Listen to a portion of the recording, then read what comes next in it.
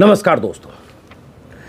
Twitter और Facebook ने एक ऐसी दुनिया बनाई है, एक ऐसा प्लेटफॉर्म, अपनी अभिव्यक्ति को व्यक्त करने का एक ऐसा प्लेटफॉर्म जिस पर कोई भी किसी को कुछ भी कह सकता है, गालियां दे सकता है, अश्लील भाषा का इस्तेमाल कर सकता है, अमर्यादित टिप्पणी कर सकता है, किसी भी हद तक जाकर किसी को ट्रोल कर सकता है और ट्रोल करते वक्त उनके माता पिता को, उनके पूर्वजों को, उनके धर्म को, उनकी जाति को हर मुमकिन कोशिश करके वो सामने वाले के प्रति हमलावर और नफरत का इजहार कर सकता है।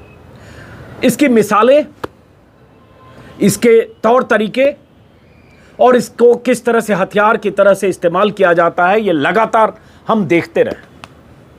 लेकिन ऐसे बहुत सारे लोगों को हम ट्रोल कहते हैं।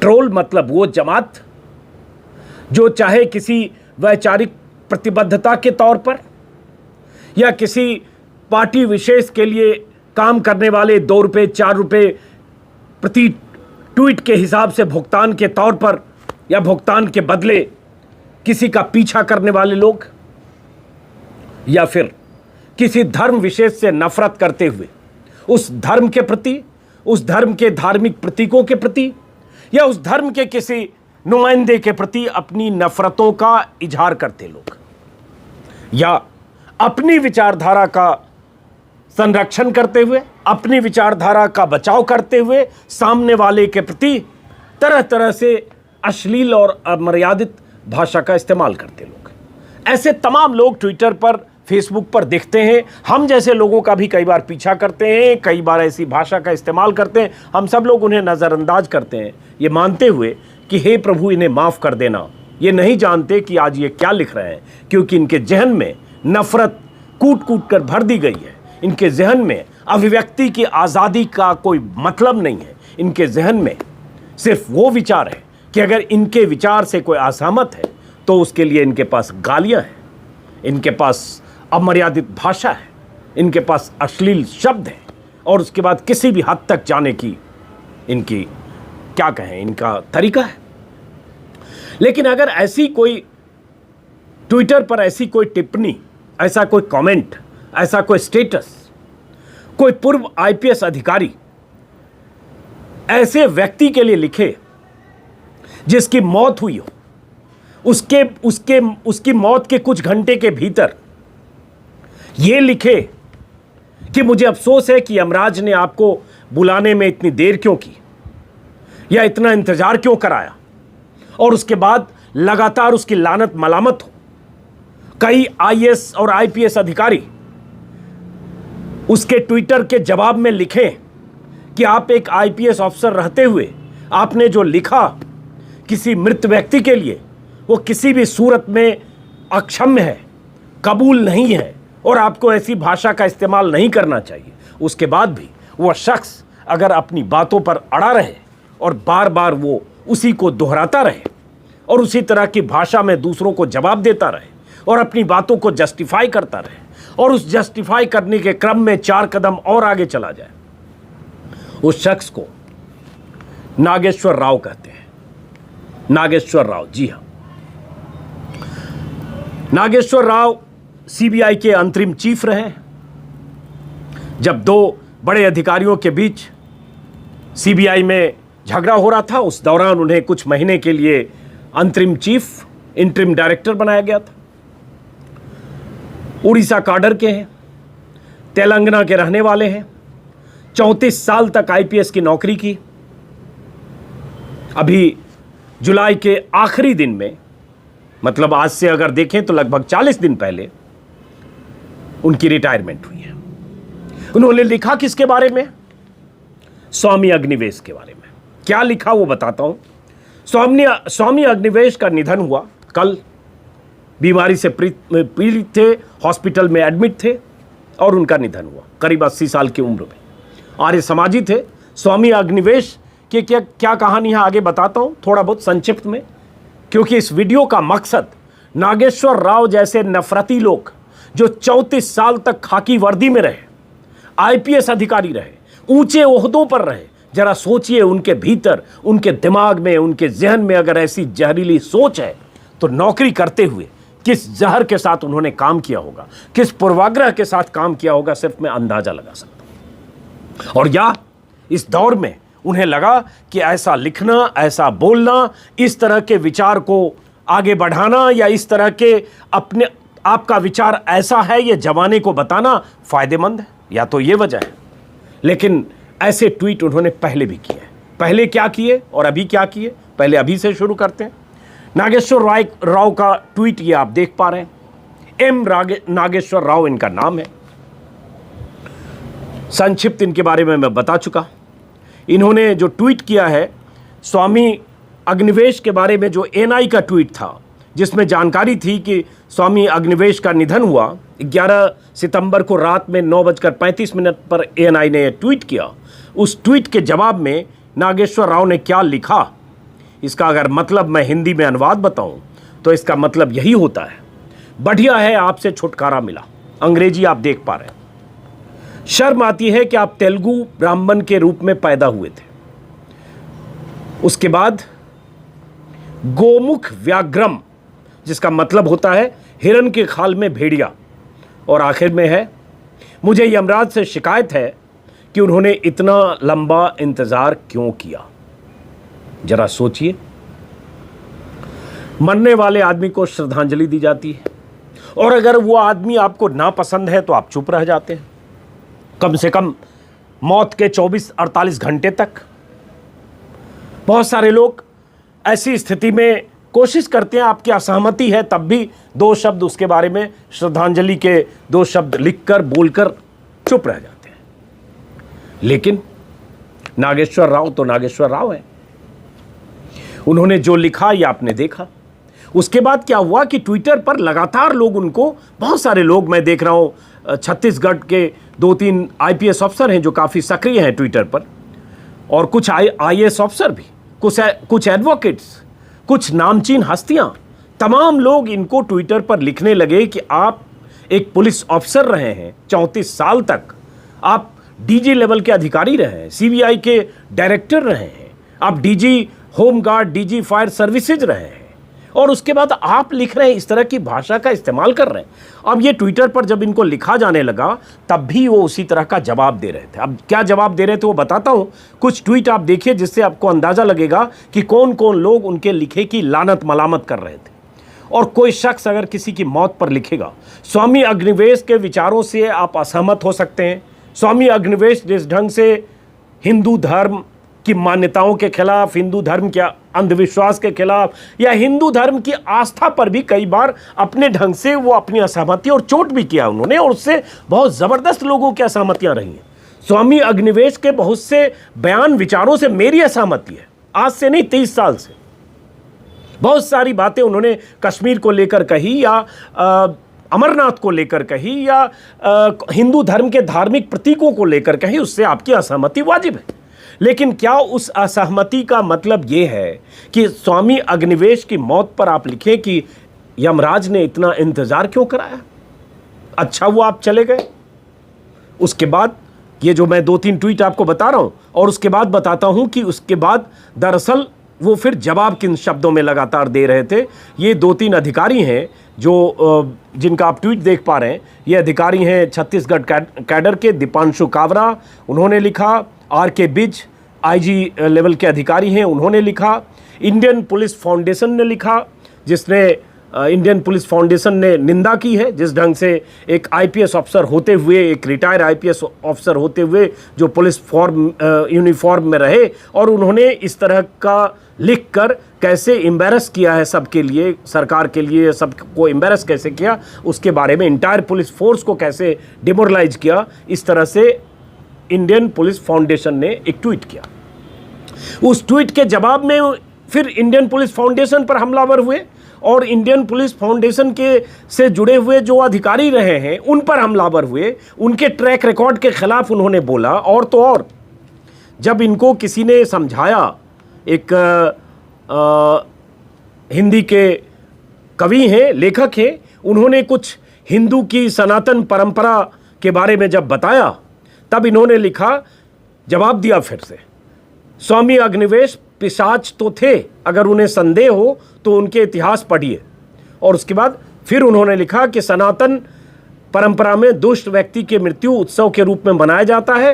रामलीला में रावण के पुतले को क्यों फोड़ा जाता है, उसकी जानकारी लीजिए। ये अशोक कुमार हैं पांडे, अशोक के पांडे। उन्होंने जब ट्विटर पर लिखा कि हमारी परंपरा में मरने की खुशी सिर्फ पिशाच मनाते हैं, आपकी जाति कुछ भी हो लेकिन आप उसी योनि के हैं। जब उनको लिख दिया तो उन्होंने इनको ये जवाब दिया।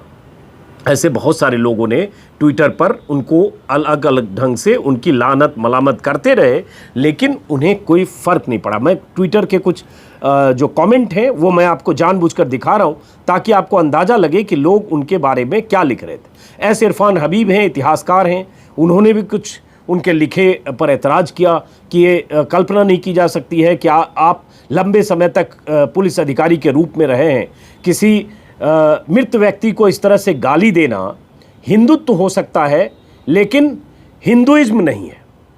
और इस तरह से उन्होंने फिर भी लिखा, उनकी एक तरह से निंदा की। तो फिर उन्होंने इरफान हबीब पर भी व्यक्तिगत तौर पर हमला किया।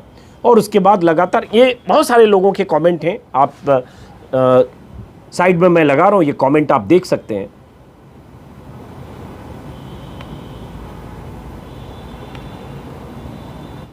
लगातार लोग लिख रहे हैं, सैकड़ों लोगों ने लिखा, लेकिन उन पर कोई फर्क नहीं पड़ा। उसके बाद उन्होंने कपिल मिश्रा नाम के एक शख्स जो इसी तरह के बयान मुस्लिम विरोधी, किसी मुस्लिम के खिलाफ, इस्लाम के खिलाफ या इस तरह की दंगाई मानसिकता के ट्वीट करते रहते हैं, दिल्ली के दंगों के दौरान उकसावे वाले बयान के लिए चर्चित रहे, कुख्यात रहे। कपिल मिश्रा ने स्वामी अग्निवेश के भाषण के कुछ टुकड़े जो समय समय पर स्वामी अग्निवेश ने कहे होंगे, उसके कुछ टुकड़े ट्वीट किए, उसको फिर रीट्वीट किया नागेश्वर राव ने, और फिर उसी तरह की बातें की। सवाल उठता है कि नागेश्वर राव की बातें मैं इतनी क्यों कर रहा हूँ। वो इसलिए कि नागेश्वर राव पुलिस में रहे, जैसा कि मैंने बताया। जब सीबीआई के अंतरिम डायरेक्टर थे तो इनके तौर तरीकों पर बहुत सवाल उठे।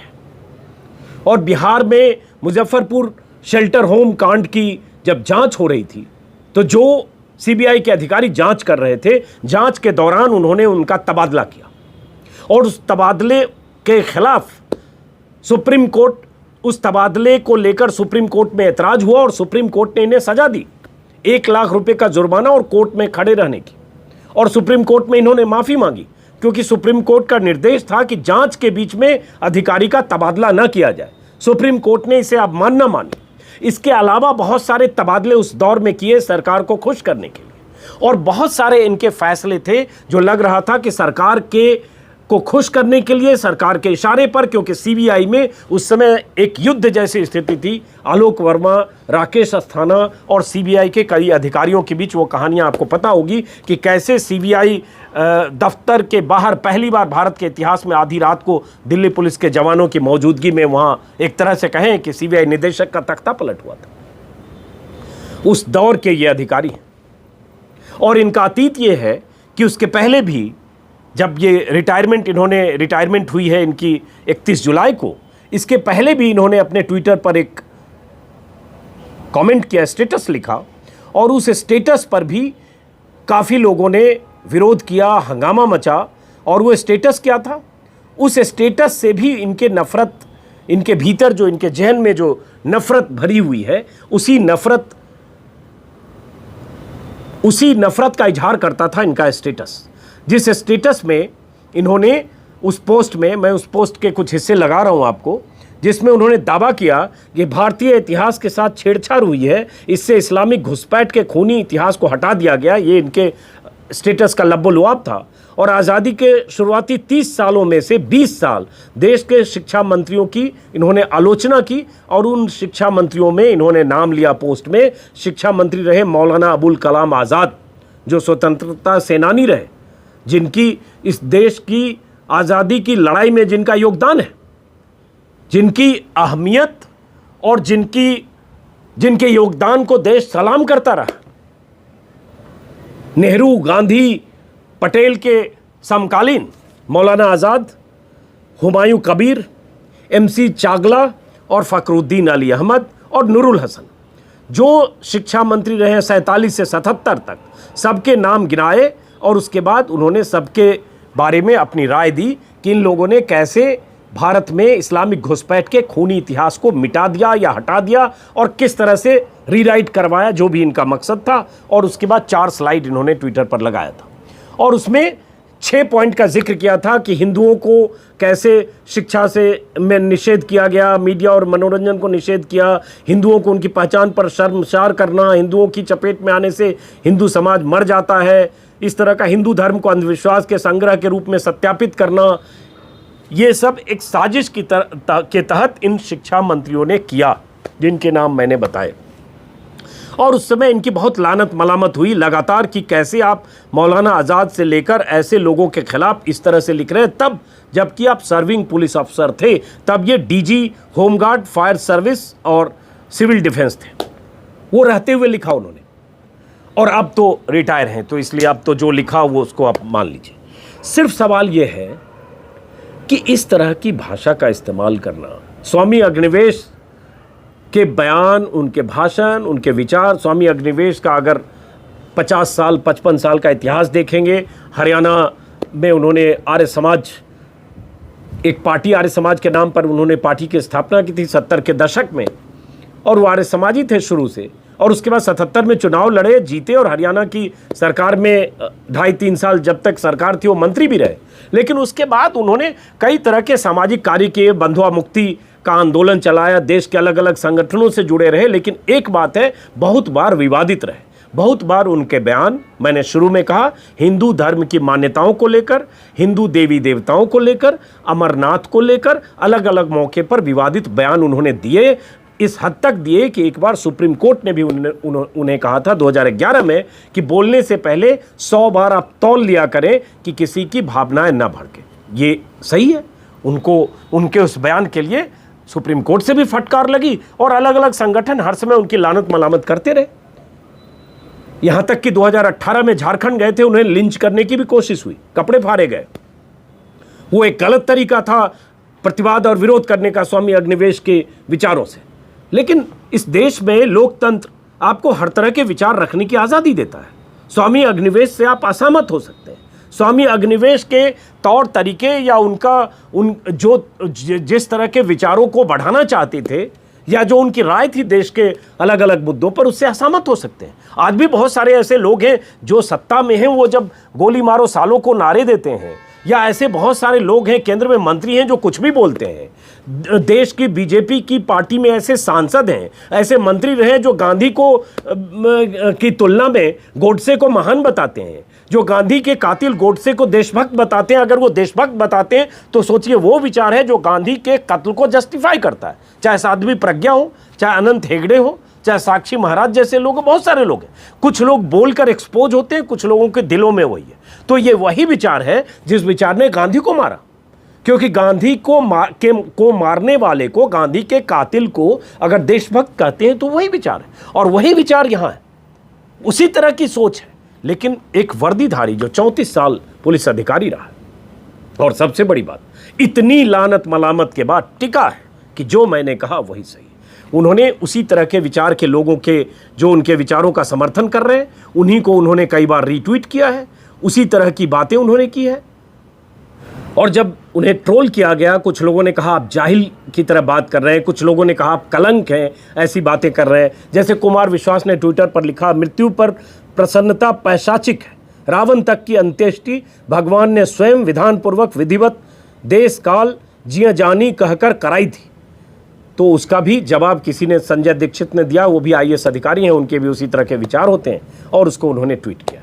तो ये मेरे इस वीडियो का मकसद सिर्फ इतना है कि समझिए ये जहर यहाँ है, और अगर ये जहरीली सोच, ये अगर हिंदू होना है तो माफ़ करिए, आप हिंदू होने का मायने नहीं समझते हैं। और अगर हिंदू होने के मायने को ऐसे परिभाषित करते हैं कि इस जहरीली सोच के साथ आप जिस शख्स को, मृत व्यक्ति को श्रद्धांजलि दें, ना दें तो चुप रहें, उनके लिए आप ऐसे शब्द का इस्तेमाल करते हैं, तो आपके भीतर कितनी नफरत भरी है इसका अंदाज़ा लगता है। और उसी का जिक्र मैंने किया जो इसके पहले उन्होंने ट्वीट किया था। इस वीडियो का सिर्फ मकसद ये था कि ऐसे लोगों को पहचानने की ज़रूरत है, और सोचिए कि देश में किस तरह के विचार, किस तरह की सोच, किस तरह की नफरत कहाँ कहाँ जड़ें जमा रही है। और ऐसे लोग ऐसे बयान अगर देते हैं, ऐसी बातें लिखते हैं, उनका भी कोई मकसद होता है। वो कहीं चिन्हित किए जाना चाहते हैं। वो चाहते हैं कि उन्हें जाना जाए कि उनके ये विचार हैं। वो जानबूझकर करते हैं, क्योंकि उन्हें पता है कि इस विचार के प्रसार से, ये कहने से कि मैं ऐसी सोच रखता हूँ, शायद फ़ायदा हो। इसका फ़ायदा बहुत सारे लोगों को हुआ है। कपिल मिश्रा को हो रहा है, साध्वी प्रज्ञा को हुआ है, बहुत सारे लोगों का हुआ। तो हो सकता है उन्हें कोई इसमें फ़ायदा दिखता हो। फिलहाल इस वीडियो को यहीं ख़त्म करते हैं दोस्तों। फिर मुलाकात होगी हमेशा की तरह, जैसे सुबह आपसे 11 बजे मिलता हूँ, अखबारों के साथ। क्या छपा क्या छिपा। फिलहाल नमस्कार।